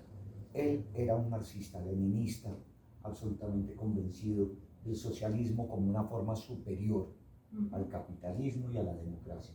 Fueron en los últimos años cuando comienza a viajar, comienza a darse cuenta que hay otras opciones y otras posibilidades, pero fue leal a esa idea, ¿no? Al fondo, fue leal a su patria, tanto que se quedó, ¿no? Realmente dice uno, ¿cómo diablos se queda una persona que para muchos fue el causante del desastre? ¿Sí? ¿Cómo quedarse allí? Creo que es una demostración de valor increíble.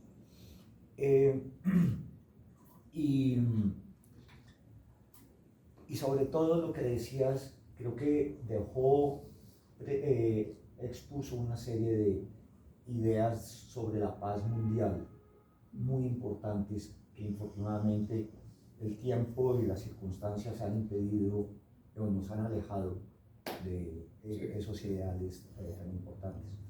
Yo no sé si hay alguna pregunta, algún comentario final, porque ya decidimos agradecerles muchísimo por esta apasionante charla, sobre todo de unas dimensiones y de unas perspectivas que uno desconoce, solamente con personas no solamente que lo han estudiado, sino que lo han vivido. Eso le da un sabor. Muchísimas gracias, Ilico, Yuri, muy amables.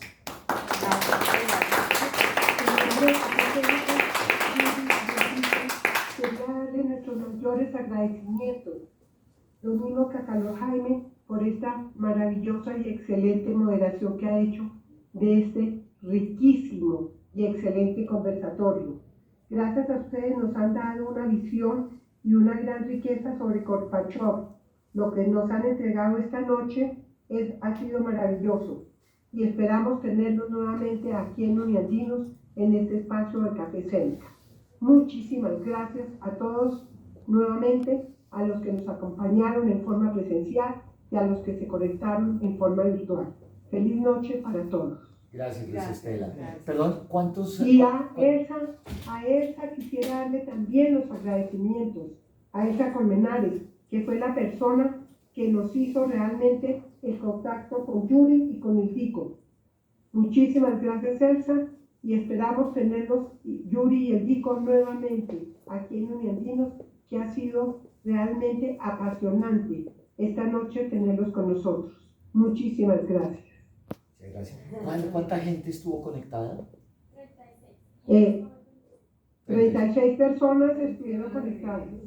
Realmente una cosa muy interesante. Mil gracias a todos los que vinieron, a todos los que se conectaron. Muy amables. Muchas gracias.